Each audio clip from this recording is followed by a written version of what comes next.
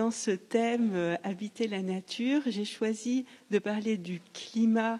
Je ne suis pas sûre qu'on puisse vraiment dire qu'on habite le climat, mais je pense que l'effort de connaissance du climat et ce qu'on en fait en termes d'aide à la décision pour les décideurs politiques et économiques interroge le concept de nature. Et donc, je vais vous proposer une réflexion sur ce que font les transformations du climat au concept de nature tel qu'il est mobilisé, étudié par les physiciens.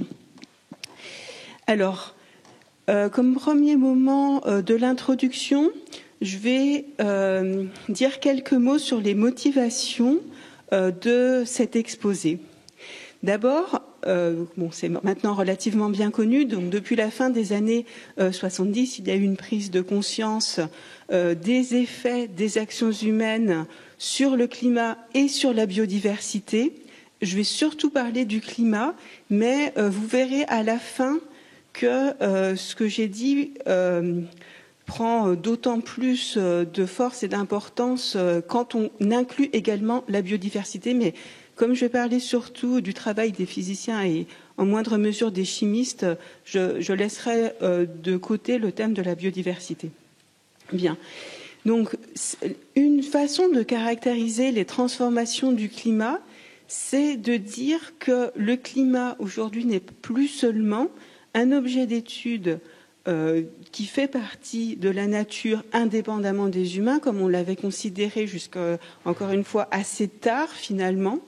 Ce n'est plus un objet qu'on peut prendre en compte en ignorant les actions humaines, mais le climat participe également du monde qui est fabriqué, transformé par les humains.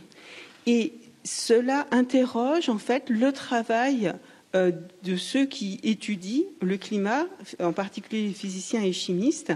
Et donc, la question que je voudrais poser, c'est celle de savoir quelles sont les conséquences de cette transformation de l'objet climat depuis donc une cinquantaine d'années pour ces sciences de la nature qui prennent le climat pour objet d'enquête.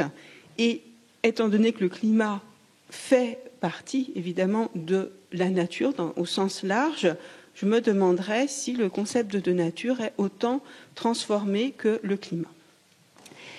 Alors, pour répondre à ces questions, je vais vous proposer une démarche qui, peut à première vue paraître un peu étrange, un peu tordue, mais j'espère que vous allez me suivre jusqu'au bout.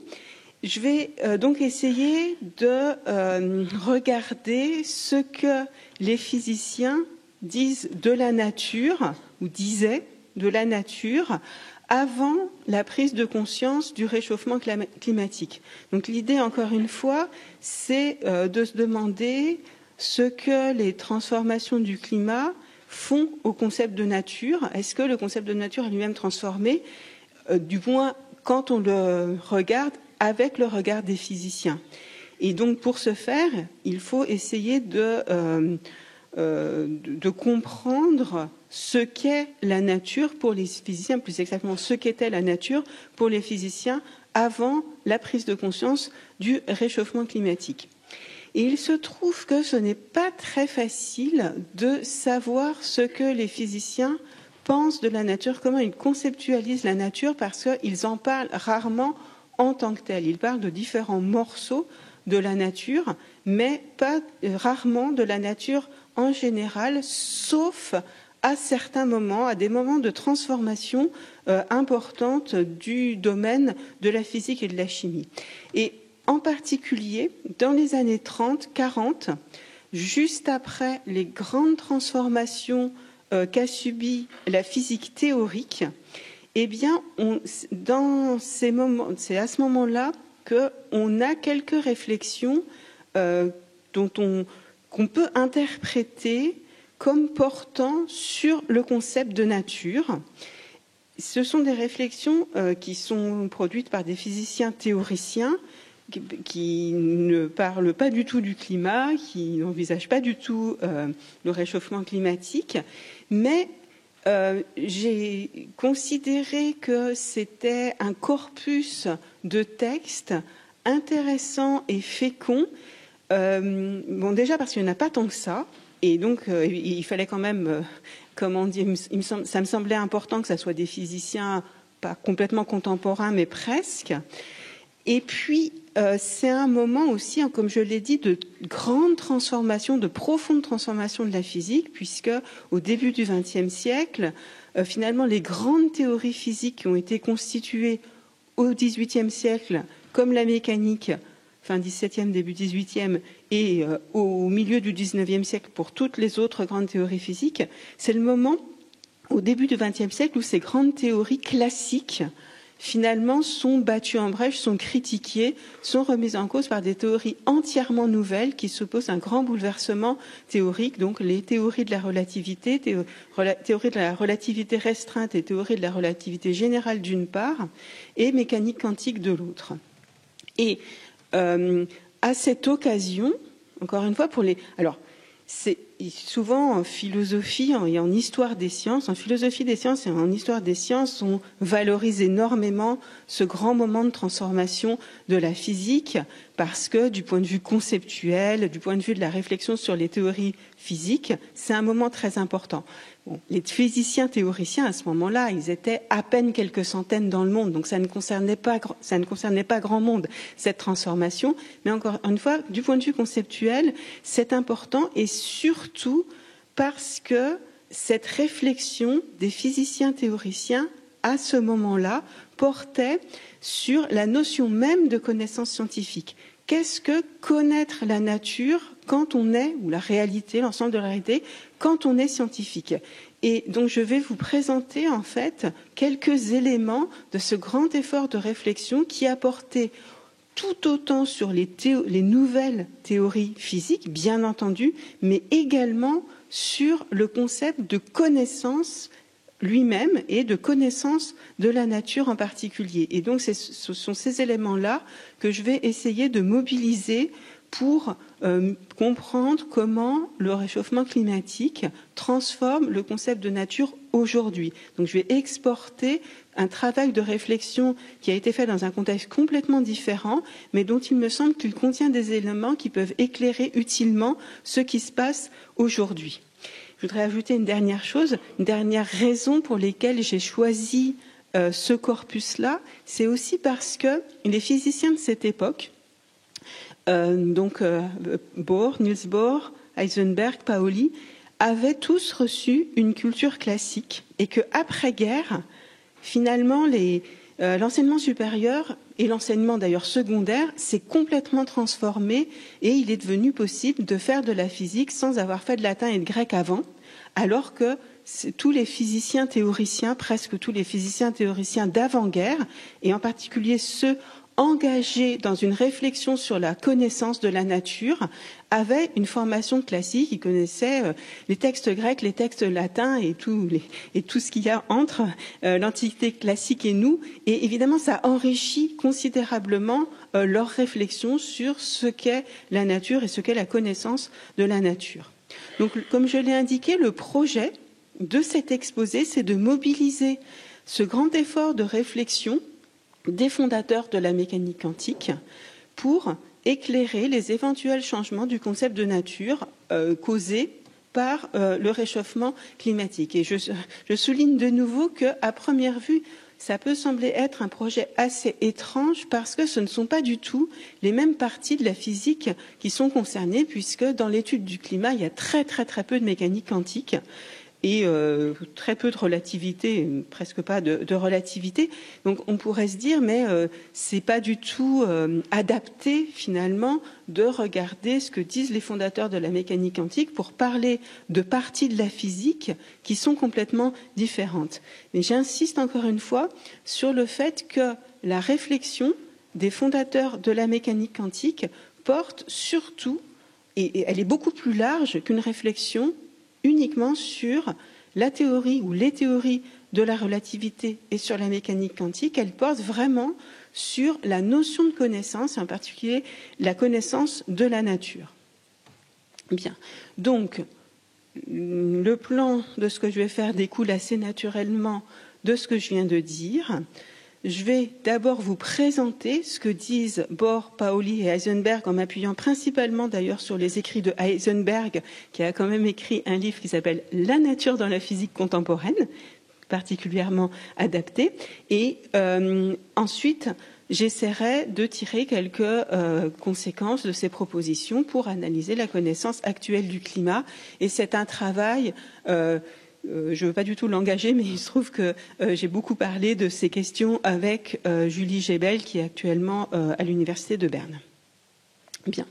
Donc, tout d'abord, je voudrais donc vous présenter ce que disent les fondateurs de la mécanique quantique des transformations de la connaissance de la nature à leur époque, dans les années 30-40 du XXe siècle, et souligner que pour eux, non seulement la connaissance de la nature a une certaine historicité, mais même le concept de nature lui-même a une certaine historicité et dépend des conditions auxquelles on l'étudie aux différents moments de l'histoire des sciences. Donc là, le travail conceptuel des fondateurs de la mécanique quantique, tous, Bohr, Heisenberg, Pauli et d'autres, situent tous la notion de connaissance scientifique, de connaissance de la nature, dans une histoire. Et dès les années 20, à vrai dire, ils insistent sur le fait que les concepts de nature et de réalité, parfois ils parlent plus volontiers de réalité, parfois de nature, ils insistent sur le fait que ces concepts ne sont pas des fondements évidents pour la physique. Ils disent tous, la physique, on ne doit pas présupposer qu'il y a comme ça la nature, avec un concept de nature, et que c'est ça que les physiciens regardent. Tous considèrent que les scientifiques, lorsqu'ils étudient la nature, fabriquent en même temps un concept de nature qui dépend des moyens qu'ils ont pour l'étudier.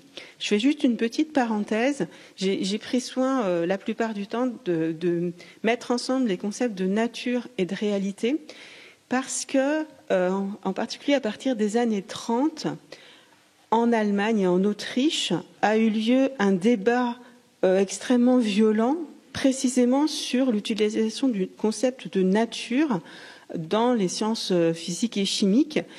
Et il se trouve que le concept de nature, par opposition au concept de réalité, a été un peu préempté par les physiciens favorables au nazisme, qui défendaient l'idée d'une physique allemande qui, elle, étudiait vraiment la nature comme quelque chose qui est donné à l'intuition, alors que les physiciens théoriciens, et en particulier les physiciens théoriciens juifs, faisaient des théories. Donc, un certain nombre de physiciens allemands favorables au régime nazi ont ainsi, encore une fois, préempté le concept de nature pour développer, par exemple, virer les juifs de l'université, etc. Donc c'est très très connoté politiquement, la discussion. Donc c'est pour ça que finalement Heisenberg en particulier utilise à partir d'un certain moment plus volontiers le concept de réalité en allemand plutôt que le concept de nature. Mais bon, ça c'est un peu une contingence politique de l'époque. Bien, ça n'a pas d'incidence sur le reste de la réflexion. Sauf que, bien entendu, quand vous vous opposez à des gens qui considèrent que la nature, elle est donnée et qu'on doit l'étudier par des expériences, et que vous, à l'opposé, vous dites « mais non, le concept de nature, il n'est pas donné, il est plutôt construit au cours de l'évolution de la physique », évidemment, vous avez une autre source de débat. Bien, donc ces concepts, affirment les fondateurs de la mécanique quantique, donc ne sont pas immuables. On n'a pas le même concept de nature dans l'Antiquité grecque, par exemple, et donc dans les années 30, mais dépendent de l'état des sciences aux différentes époques et des transformations des instruments, à la fois des instruments matériels d'expérimentation et des instruments conceptuels, donc théorie, concepts scientifiques, modèles, etc. Et donc, les fondateurs de la mécanique quantique insistent beaucoup sur le fait que sur deux transformations majeures, il y en a plusieurs autres, mais il y a deux moments majeurs de transformation du concept de nature qui sont le XVIIe siècle et donc le début du XXe siècle. Et il considère que le concept de nature qu'ils mobilisent eux, la nature qu'ils étudient, n'est pas la même conceptuellement que la nature que les savants du XVIIe siècle étudiaient, parce que la physique et la chimie se sont complètement transformées entre le XVIIe siècle et le XXe siècle. Bien. Donc, commençons par regarder un peu la façon dont les fondateurs de la mécanique quantique et Heisenberg en particulier disent sur le concept de nature dans la physique du XVIIe siècle, dans les sciences de la nature du XVIIe siècle, parce que ils insistent beaucoup, encore une fois, sur le contraste qu'il y a entre ce concept de nature et le concept de nature qui est pertinent pour le début du XXe siècle. Au XVIIe siècle, affirme-t-il, et suivant en cela les leçons qu'il tire de Descartes, ça n'est pas forcément complètement fidèle à Descartes, mais en tout cas c'est ce qu'ils en retirent. La nature est pensée dans le cadre d'un dualisme classique entre sujet et objet, et la nature, dans ce cadre-là, elle est assimilée à ce qui est étendu, à la res extensa, à la chose étendue de Descartes, et consiste en un ensemble d'objets qui évoluent dans l'espace et dans le temps. Et ils ajoutent, c'est parce que les savants du XVIIe siècle ont choisi, parce qu'ils en avaient les moyens mathématiques simplement, c'est un choix très contraint par les mathématiques de l'époque, ils choisissent d'étudier les mouvements et les transformations plus généralement des objets dans l'espace et le temps, et c'est de ce fait qu'ils définissent la nature, de façon plus ou moins implicite, comme l'ensemble de ce qui est étendu, comme l'ensemble des objets étendus qui bougent et se transforment au cours du temps. Donc Heisenberg et tous les autres insistent sur le fait que c'est une physique causale qui cherche des rapports de cause à effet dans les phénomènes principalement, et avec le vocabulaire d'aujourd'hui, on dirait qu'il s'agit d'une causalité déterministe et non probabiliste, et donc les fondateurs de la mécanique quantique mettent ça énormément en avant. Est associée à cette conception de la nature une conception de la connaissance qu'on peut appeler spéculaire, c'est-à-dire qui considère que l'esprit humain, l'esprit du sujet connaissant est en quelque sorte le miroir de ce qui se passe dans la nature.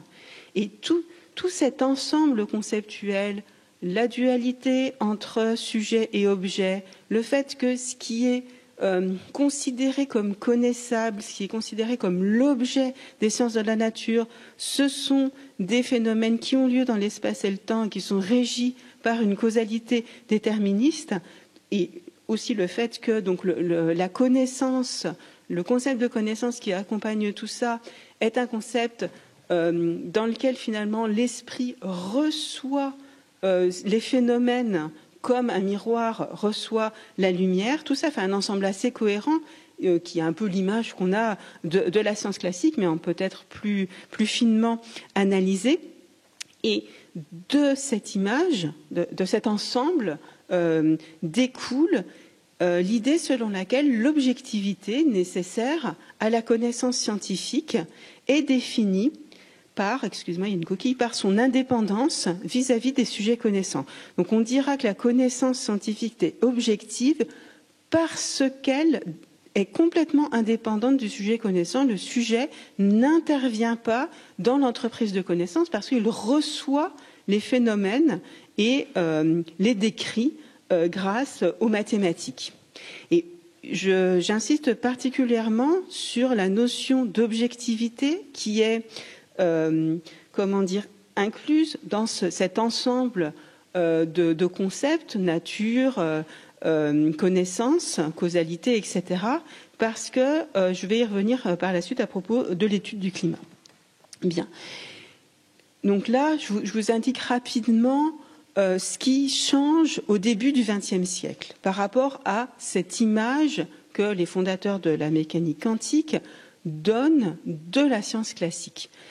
Par opposition à cette image, les fondateurs de la mécanique quantique insistent sur le fait qu'au début du XXe siècle, eh bien, on ne peut plus considérer que l'espace et le temps sont indépendants l'un de l'autre.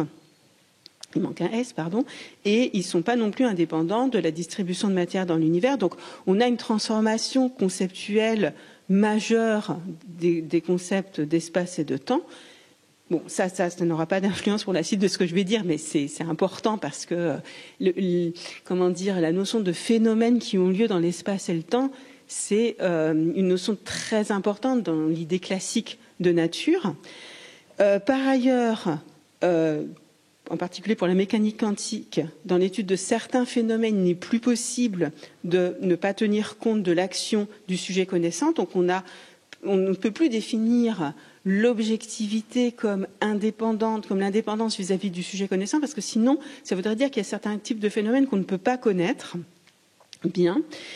Et ces transformations-là imposent une transformation de la conception des objets, des sciences de la nature. Parce que, encore une fois, on a eu une transformation des instruments de la connaissance physique et chimique, et cette transformation, et en particulier on a une transformation majeure des concepts de la physique, et cette transformation impose, gouverne une transformation de la notion de connaissance. Mais elle impose aussi une transformation du concept d'objectivité. Et pour Heisenberg en particulier, l'objectivité ne peut donc plus, comme je l'ai dit, ne peut plus être définie comme une indépendance totale vis-à-vis du sujet connaissant, parce que ça n'aurait pas de sens selon lui. Après, il y a plein d'autres interprétations, mais là je vous parle de Heisenberg en particulier. Selon lui, on ne peut pas faire de mécanique quantique si on ne prend pas en compte l'action du sujet connaissant. Et donc Heisenberg considère que la notion d'objectivité doit être définie en relation avec les actions de connaissance, les actes d'idéalisation et la façon dont ils sont agencés dans les théories et les modèles à un moment donné. Tout cela est relatif à un moment donné. Bien, j'en viens maintenant à la présentation des conséquences de cette façon de voir les transformations du concept de connaissance scientifique et du concept de nature pour l'analyse de la connaissance du climat.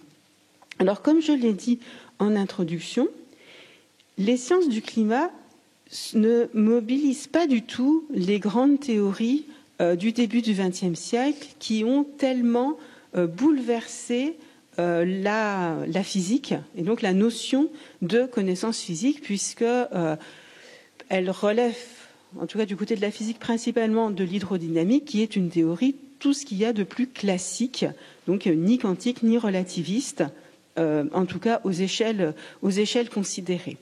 Et donc, si on regarde encore une fois les morceaux de la physique qui sont mobilisés dans les sciences du climat, on peut avoir l'impression que les sciences du climat ne sont pas du tout affectées par ce grand effort de réflexion des physiciens, des fondateurs de la mécanique quantique que je viens de vous présenter rapidement. Mais j'insiste encore une fois sur le fait que les propositions de Heisenberg en particulier ne concernent pas seulement les théories de la relativité ni la mécanique quantique, mais vraiment concernent la notion de connaissance scientifique en général, la notion de connaissance en général d'ailleurs, et en particulier le concept d'objectivité en général. Et donc, dans cet effort de réflexion, tous ces concepts généraux, bien plus larges que les concepts relativistes ou quantiques, sont historicisés, c'est-à-dire qu'on les considère comme dépendants des évolutions historiques de la connaissance. Et c'est ça le point vraiment important. Et maintenant, ce que je vais faire, c'est de vous montrer quelques transformations du concept d'objectivité tel qu'on le discute à propos des sciences du climat. Bien. Alors, c'est un thème, évidemment, vous pouvez le deviner, très délicat, mais je vais essayer de vous montrer quels sont les endroits qui méritent vraiment une analyse assez poussée, en fait, de la façon dont les scientifiques, les physiciens aujourd'hui étudient le climat pour bien comprendre précisément, sans accusation, à l'emporte-pièce, ce qui est en jeu dans les discussions sur la notion d'objectivité dans l'étude du climat. Donc, ce que je vais faire, c'est que je vais opposer le concept classique d'objectivité, que je vais un peu plus détailler, aux pratiques actuelles dans la modélisation du climat. Donc, le concept issu d'objectivité qui est issu de la science classique, je l'ai rapidement évoqué, c'est un concept d'objectivité tel que seul un sujet complètement désincarné et pris hors de tout contexte politique, social, économique peut l'atteindre, et le sujet de connaissance qui vise à l'objectivité doit également se placer dans une perspective anhistorique. Aujourd'hui encore, ce concept d'objectivité qui est issu de la science classique prévaut encore à l'extérieur de la physique classique. C'est une façon de dire que le travail conceptuel des fondateurs de la mécanique quantique que je vous ai présenté avant a eu relativement peu d'effet sur la façon dont on conçoit, hors de la mécanique quantique, la connaissance de la nature. Mais peu importe, c'est peut-être dommage, mais en tout cas c'est comme ça. Ce concept classique d'objectivité est encore le concept qui est le plus utilisé. Et au sein de ce concept, ce qu'il est particulièrement important de noter pour la suite, c'est que les seules valeurs qui sont admises dans les connaissances scientifiques sont des valeurs qui ont rapport avec la connaissance, et en particulier avec la connaissance scientifique. On appelle les valeurs épistémiques. Donc, on a partout aujourd'hui des listes de valeurs épistémiques. J'en ai mis quelques-unes là.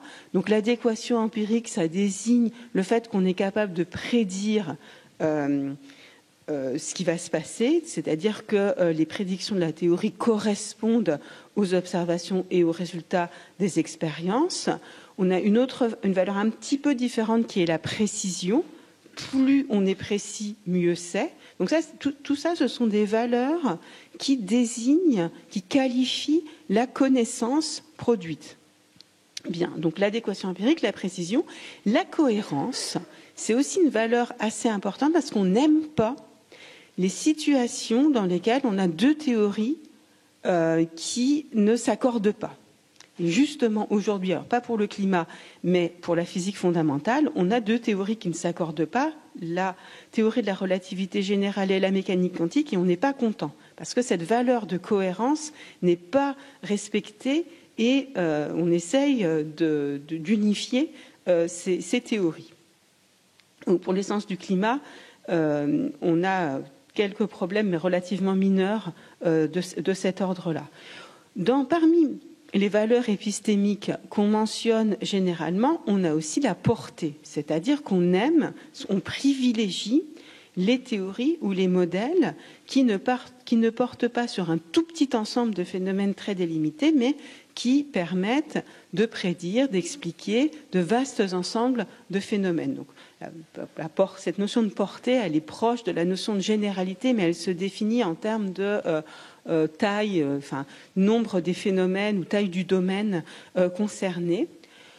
Il arrive qu'on privilégie également la valeur de simplicité comme une valeur épistémique importante. Et elle n'est pas forcément, facile à unifier ou disons, à accorder avec la notion d'adéquation empirique, parce que il arrive que pour avoir des prédictions précises, des prédictions exactes et précises, on soit obligé d'avoir des modèles, des équations très compliquées. Donc il y a souvent une tension entre ces différentes valeurs. Et en particulier, si la valeur de simplicité est très mise en avant par les physiciens théoriciens, et en particulier par ceux qui font de la physique fondamentale, donc toujours mécanique quantique, les différentes branches actuelles de la mécanique quantique, relativité. Donc là, on aime bien sélectionner des petits ensembles d'équations fondamentales et on essaye de dériver l'ensemble des prédictions à partir comme ça d'un petit nombre d'équations fondamentales. Pour les sciences du climat, là, on est à l'opposé. On arrive. La valeur de simplicité, elle est elle est rarement respectée. Il y a des discussions en ce sens, mais la plupart des modèles, ce sont des modèles gigantesques avec des centaines, des milliers d'équations. Et la valeur de simplicité, encore une fois, n'est pas une valeur très dominante dans les sciences du climat. La dernière valeur épistémique que je voudrais mentionner, c'est la fécondité. On aime que les théories ou les modèles qu'on construit permettent de prédire des choses qu'on ne connaissait pas avant. Certes, on aime bien prédire ou rétrodire, ou en tout cas rendre compte de ce qu'on a déjà observé, c'est déjà très très bien, donc ça c'est l'adéquation empirique, mais on aime aussi que les équations permettent de prédire des choses qu'on n'avait jamais observées avant et qui ne sont pas encore connues, qui n'ont pas encore été observées. Ça, c'est la valeur de fécondité. Et évidemment, elle est extrêmement importante pour les sciences du climat, parce qu'un des grands enjeux, c'est d'essayer de savoir ce qui va se passer dans telle ou telle condition économique et politique selon les actions qui vont être prises contre les émissions de gaz à effet de serre. Donc la valeur de fécondité, là, elle est très, très importante pour les sciences du climat. Donc on peut ajouter d'autres éléments dans la liste. J'insiste sur le fait que ces différentes valeurs ne fonctionnent pas bien ensemble. Il y a des tensions entre elles. Donc c'est toute une discussion de savoir finalement si, par exemple, la valeur de simplicité doit être privilégiée par rapport à la précision des prédictions, etc. Et selon les communautés de physiciens ou de chimistes, on privilégie plutôt, par exemple, la précision des prédictions ou alors la simplicité. C'est extrêmement variable. En tout cas, ce qui m'importe ici, c'est d'opposer deux types de valeurs. Les valeurs donc, qui concernent les connaissances, qui concernent les théories, qui concernent la production de connaissances, et les autres valeurs, les valeurs politiques, sociales, économiques, morales, qui évidemment dépendent énormément du contexte. C'est-à-dire qu'aujourd'hui, contrairement à ce qui s'est passé quand même pendant au moins 2 siècles, voire plus, on accorde une grande valeur à la vie animale, et en particulier à la vie des mammifères qui sont utilisés dans les laboratoires pour la recherche biomédicale. C'était une valeur qui n'était pas du tout prise en compte dans l'activité scientifique auparavant, mais aujourd'hui, c'est une valeur importante. Ça, c'est une valeur non épistémique qui ne concerne pas, qui ne vient pas des exigences de la production de connaissances. Et donc, ces valeurs, elles sont très dépendantes du contexte. Or, justement, dans l'étude du climat, le contexte compte, puisqu'on est dans un contexte dans lequel le climat est en train de se transformer, et les valeurs non épistémiques comptent également. Je vous donne ici 2 exemples. En fait, il y en a beaucoup plus, mais 2 exemples que j'ai sélectionnés pour des raisons de temps. Quand on fait des modèles qui permettent de faire des projections, donc des prédictions selon les politiques de réduction des gaz à effet de serre qui vont être adoptées à 100 ans. Eh bien, ça veut dire qu'on incorpore dans les modèles physiques les modèles qui représentent le climat et qui servent à calculer ce qui va se passer dans telle ou telle condition, on incorpore l'idée selon laquelle nos obligations d'aujourd'hui vis-à-vis des générations futures, elles s'arrêtent à 100 ans. Parce qu'on ne calcule pas ce qui vient après. Alors on pourrait dire, faire des projections à 200 ans, c'est beaucoup plus coûteux en termes de calcul, en termes de temps de calcul, de puissance de calcul. C'est pas sûr que les ordinateurs d'aujourd'hui seraient capables de le faire. En fait, si on décidait qu'il faut regarder ce qui va se passer dans 200 ans, on le ferait. On sacrifierait éventuellement d'autres éléments, mais on le ferait. Donc, quand on choisit, jusqu'à quand on fait les projections, on incorpore nécessairement des valeurs, donc des valeurs non épistémiques. Donc là, j'insiste bien sur le fait que l'incorporation de valeurs non épistémiques dans les modèles du climat, on ne peut pas s'en passer. Forcément, on doit décider qu'on fait les projections à 100 ans et éventuellement à 200 ans. Et on n'a pas beaucoup de marge de manœuvre. Pourquoi ?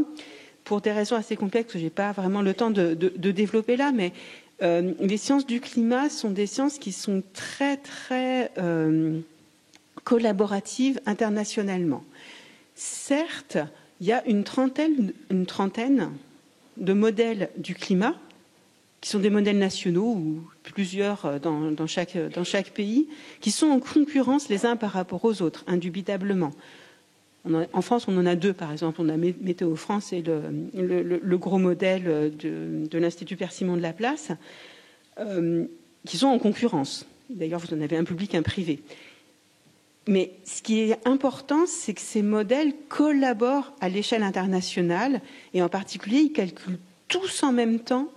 Il y a une espèce d'harmonisation temporelle pour les rapports du GIEC, du groupe intergouvernemental d'études sur les climats, dont vous savez qu'il produit des rapports d'évaluation de la connaissance scientifique sur le climat tous les 5-6 ans. Et donc, à cause des rapports du GIEC, il y a une espèce de collaboration internationale imposée qui fait que finalement, tout le monde calcule les projections à 100 ans. Et donc, il y a une décision qui est prise internationalement et qui, comme je le disais, incorpore des valeurs non épistémiques. Second exemple, c'est quelque chose qui a été remarqué depuis assez longtemps. Les modèles étant principalement produits dans des pays qu'on appelle du Nord, même si c'est en Australie, c'est-à-dire des pays riches, ils s'intéressent assez peu à ce qui se passe en Afrique. Mais pas tellement par mauvaise volonté, c'est parce que quand on fait un modèle français, certes, il contribue à la connaissance du climat global, donc de l'ensemble de ce qui se passe à l'échelle de la planète, mais il contribue, on voudrait aussi le faire contribuer à des productions régionales, à la question de savoir ce qui va se passer pour le nord de la Méditerranée, par exemple. Et donc, c'est normal qu'un modèle français regarde plus en détail ce qui se passe autour de la France et moins vers l'Afrique subsaharienne. Et ça, c'est aussi une question de valeur. On choisit un peu par nécessité ou par choix, plus ou moins contraint, mais les contraintes ne sont pas scientifiques, ce à quoi on s'intéresse. Et là encore une fois, on incorpore des valeurs. Je conclus maintenant en suggérant l'idée selon laquelle la nature qui est étudiée par les sciences du climat, ou le petit morceau de nature qui est le climat, dans la connaissance qu'on en développe, est sans doute une nature pétrie de valeurs. Comme je l'ai indiqué et répété, les fondateurs de la mécanique quantique insistaient sur la dépendance entre le concept de nature et les instruments de la science, les instruments matériels et conceptuels, qui sont disponibles à un moment donné. Aujourd'hui, pour l'étude du climat, ces instruments de connaissance, donc les gros modèles climatiques, les grosses simulations du climat, comme je vous l'ai montré avec deux exemples, mais encore une fois, il y en a d'autres, ces instruments de connaissance incorporent des valeurs non épistémiques Et on ne peut pas faire autrement. C'est pas un choix, comment dire ça, c'est pas un choix politique. C'est que, étant donné ce qu'on leur demande, il y a forcément des valeurs dedans. Et donc, si on suit les fondateurs de la mécanique quantique et en particulier Heisenberg, l'effet de ça, l'effet du fait que les modèles du climat incorporent des valeurs non épistémiques, c'est que le concept de nature, aujourd'hui, en tant qu'il englobe le climat, porte lui-même des valeurs, lui-même pétri de valeurs. Excusez-moi encore pour la coquille à pétri, là. Et j'insiste sur le fait que c'est vrai, même si la biosphère, donc l'ensemble du vivant, et donc la biodiversité, ne joue pas encore un rôle très important dans les modèles climatiques. Donc c'est un concept de nature, celui qui est étudié, enfin qui est sur lequel portent les sciences du climat, c'est un concept de nature qui est très pauvre par rapport à un concept de nature qui engloberait la biosphère et la biodiversité, mais malgré ça, dans ce concept, tel qu'on peut le reconstruire, eh bien, on trouve donc des valeurs non épistémiques. Je vous remercie pour votre attention.